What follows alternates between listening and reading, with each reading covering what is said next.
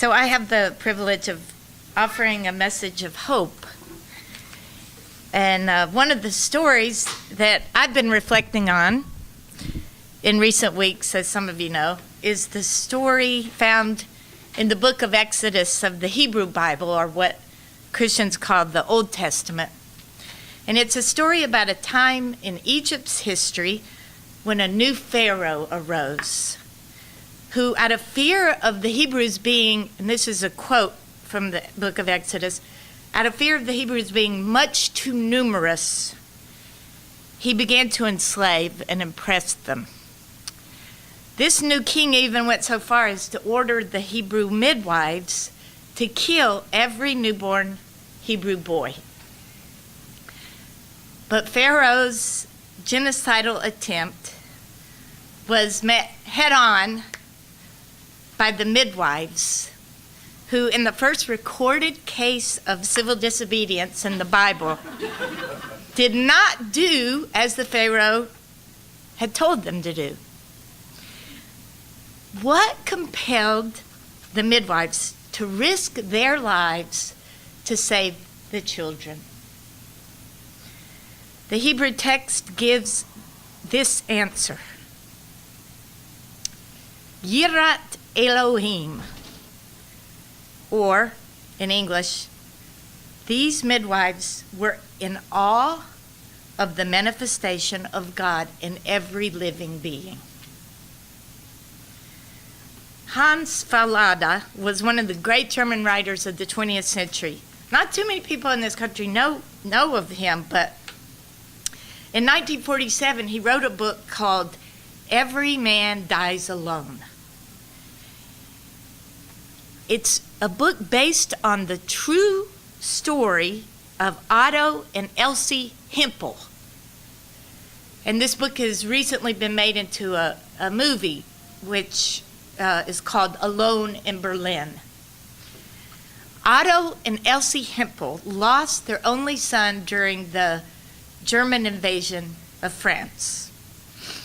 And in their profound loss, in their darkest moment, in their grief, they came to see that the Nazi propaganda of their day was in direct opposition to their deepest values and their deepest truths.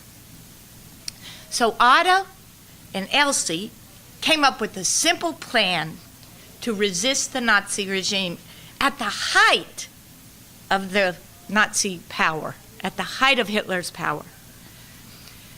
They risked their lives by writing simple messages on postcards which declared the truth as they saw it.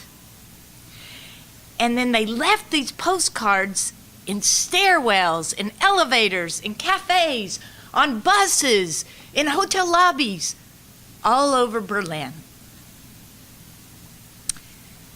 Their simple acts of resistance eventually cost them their lives.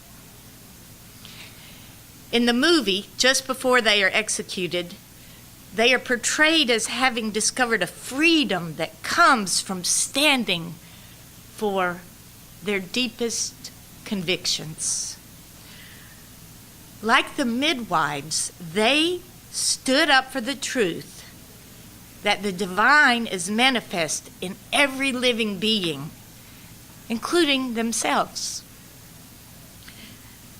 They discovered a freedom that the world cannot give and the world cannot take away.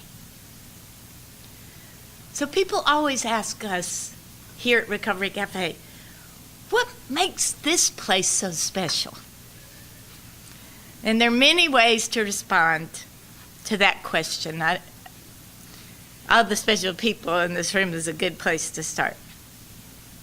But one response is that we are a community in awe of the divine which is manifest in every person who walks through our door.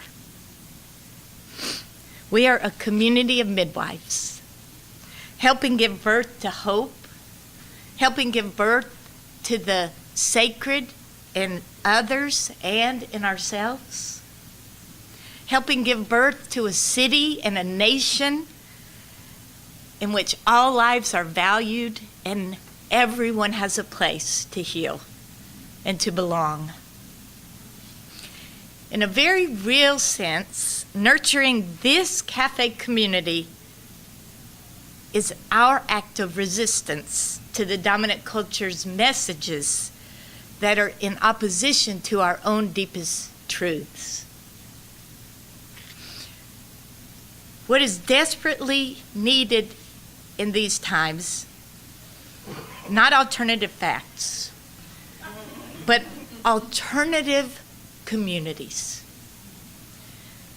that embody and model an alternative way.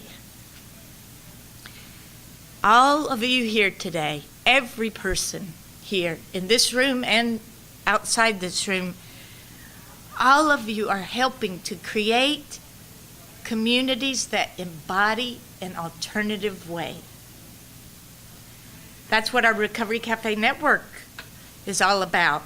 The network has helped launch and is currently nurturing 5 other recovery cafes and is committed to helping launch at least 16 recovery cafes over 5 years. And this will make possible providing healing alternative community to at least 16,000 people. Old Testament scholar Walter Brueggemann talks about practices that are essential if communities are to embody an alternative way. And one such practice, I'd like to just name very briefly 3 practices.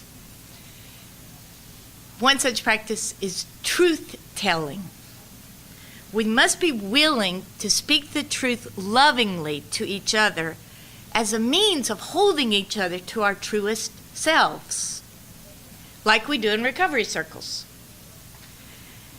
And we must be willing to tell the truth to our larger society about the suffering and exploitation of the most vulnerable, which we witness and some experience in this community.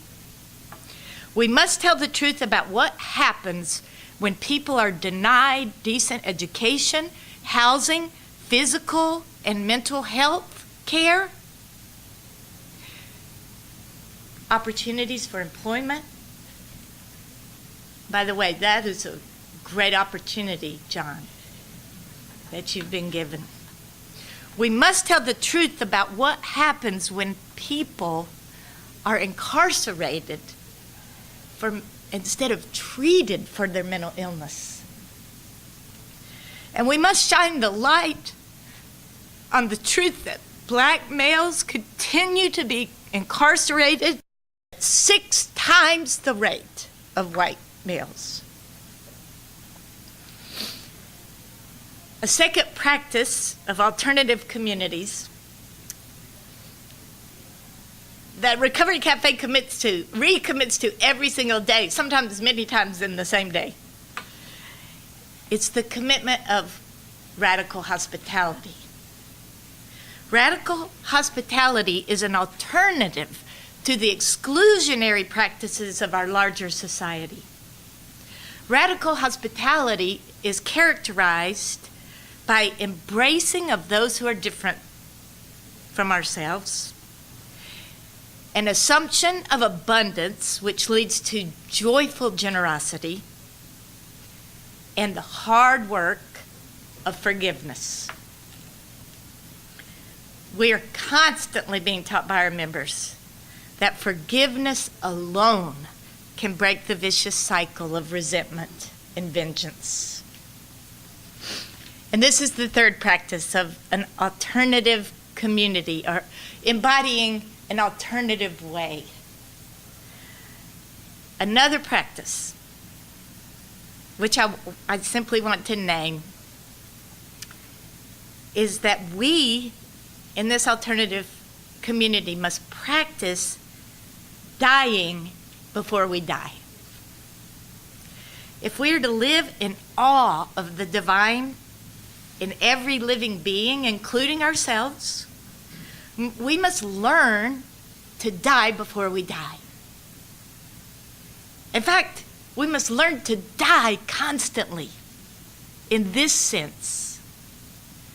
Our egos, our false selves, are always looking for ways to build themselves up, to protect ourselves, to promote ourselves, to acquire privilege and power, even at the expense of others, and to consume more and more of what doesn't work and will never set us free. When we lay down some of our privilege, some of our security, some of our control, and we invest in love for the sake of love, we experience small deaths to our false self. And we experience a growing freedom in our truest, deepest self.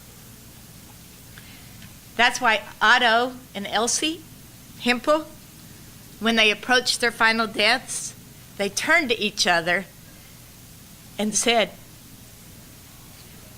"It doesn't matter." Facing their final death didn't matter because they had already died 1,000 small deaths. Deaths to their false selves, deaths to their need for control, their need for security, their need for approval. Having already died 1,000 smaller deaths, they were able to live more fully in the freedom of their truest selves. And they were able to embrace whatever life brought them. Now, I don't know about you, but I'm not anywhere near that free yet. But I think it is helpful to be clear about what that kind of freedom looks like, than to water it down so that it is more attainable. I think it's helpful to be clear about what the path is to that kind of freedom.